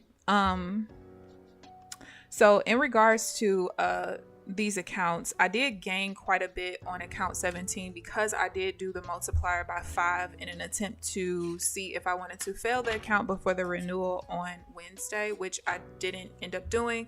There was enough of a gain of like $1,200 that day where I dropped down to one contract after that. And I just kind of left it at that. Account 22, we multiplied by 2. So I had 2 contracts in the beginning of Monday's session, and then I dropped down to one contract. So as far as account 17 and 22 go, I gained about $900 on account 17, and then on account 22, I gained about $120. So not horrible. I'm definitely going to just not purposely bomb account 22 for renewal on Sunday. I mean, yeah, I would like to have the full drawdown back, but knowing that I won't be able to trade the accounts at all next week, and it won't be back until the following week, I feel like I'm just delaying my own progress. I've had enough progress with my strategy, just not even just looking at the P&L, but seeing how my strategy has developed over time as I've continued to refine the rules, gain more data every day from trading and stuff. I just don't feel like purposely failing it serves its purpose anymore. So the goal is going to be the same next week that it always is just to pass the next eval, because I cannot trade that one PA until I pass the next eval. So hopefully with the changes that I made this week, the adjustments that I made, I will be able to see even more progress next week. So we'll see. So overall, not a bad week. I'm happy with today. I'm happy with this week as well. And that's just that. So I hope you guys enjoyed the stream. I thank you guys for tuning in. Please like the video Yes. Sorry, I'm discombobulated this morning. Please like the video on your way out if you haven't already. Subscribe if you haven't already. But other than that, I'll see you guys bright and early Monday morning at 9 a.m. Central Standard Time. I might put out a week in my trade journal video this Sunday. If not, it'll probably definitely be next Sunday. We'll see. But enjoy you guys this weekend, and I will see you guys Monday morning. Bye, guys.